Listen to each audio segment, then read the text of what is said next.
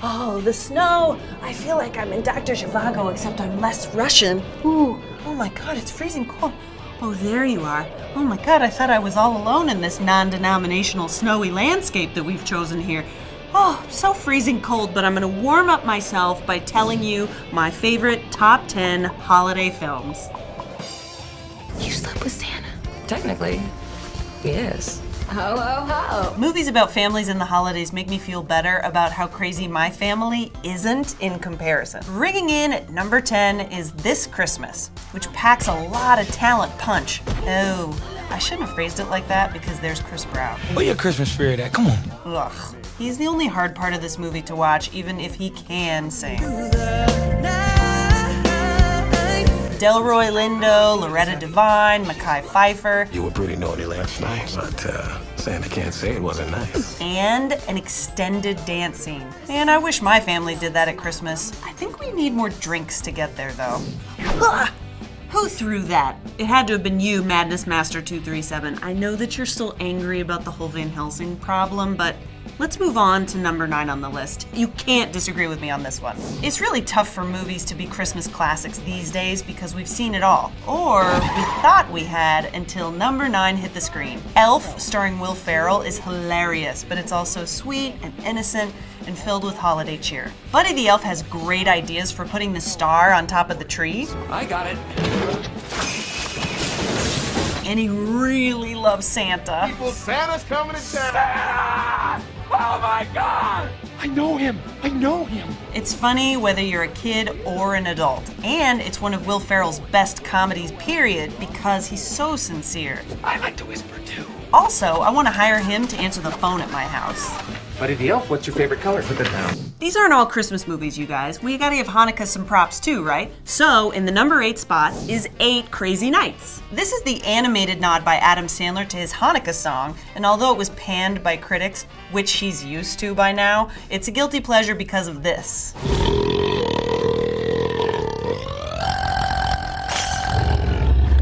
Please excuse me while I go take shower. His movies are all kind of dumb and about the same thing, but it works as long as you don't expect it to be Citizen Kane. Hanukkah doesn't have many movies, and this one is really fun, even if it does involve toilet seat protectors. They were giving out lobster bibs in the bathroom.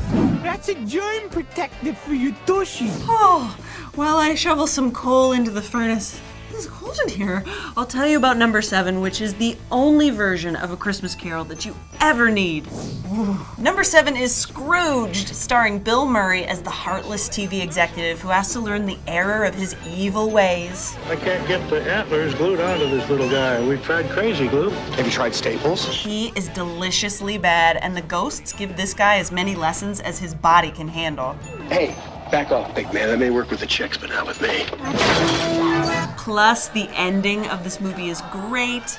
Put a little love in your heart. See, I don't need the furnace. Put a little love in your heart. I ran out of breath. Put a little love in your heart. Now, some people say this next one isn't a Christmas movie, but we can dispel that myth right away. It's Christmas Eve in L.A., California. Number 6 is Die Hard, because it taught me that broken glass sparkles more than freshly fallen snow. Alan Rickman is all the present that I need under the tree. Okay. Well, that and Bruce Willis blowing stuff up and jumping off buildings. Honorable mentions for number 6 are Long Kiss Goodnight and Kiss Kiss Bang Bang. A lot of kissing, but they're awesome in similar ways. Oh yeah, that's good stuff.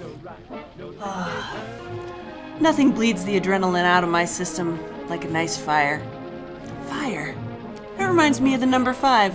And our number 5 is White Christmas. Irving Berlin's songs and Danny Kaye's feet, and sibling rivalry complete with big, fabulous fans. And Lord help the sister who comes between me and my man. They don't make films like this anymore, and that's why we have to watch this one over and over and over. Counting your blessings.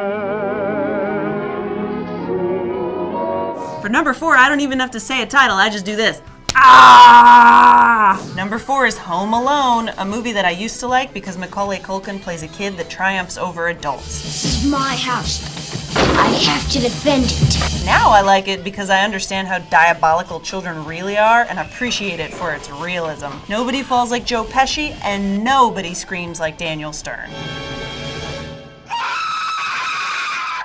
Do you find any of this stuff disturbing? Well, that's just like number 3 on the list for me. Gremlins, directed by Joe Dante. My mom always would try to find ways to discourage me from eating after midnight, and this was it. Gizmo is so freaking cute. I just call him Gizmo. He seems to like it. And then these guys step in and they undo all of that with their bulldozers and their hatred of Santa Claus. Ugh, I still get goosebumps watching this film even as an adult. What's going on here? And I left off some of my favorite Christmas horror movies because this one still makes me the most uncomfortable. Don't do it, George Bailey! Don't jump! You have so much to live for!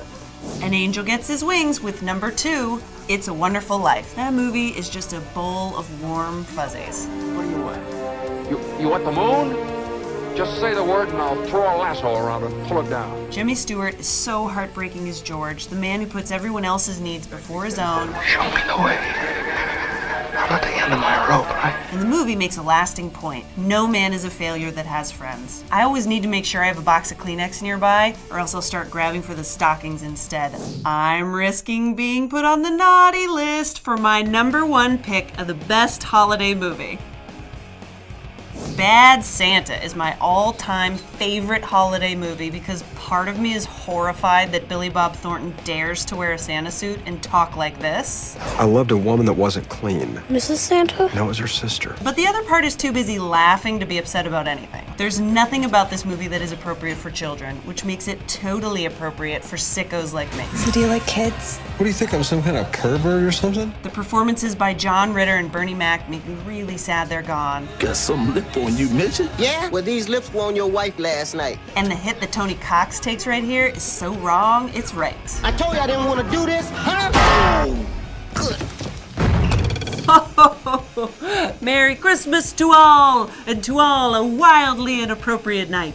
And I guess if you don't celebrate Christmas or Hanukkah or Kwanzaa or Festivus or Arbor Day or my mom's birthday, then it's fine. Let's just all have a piece of pie together. Please comment and be nice and subscribe, because if you're naughty, Santa's gonna come after you with a flamethrower, which is a movie that I left off the list. That's for next year.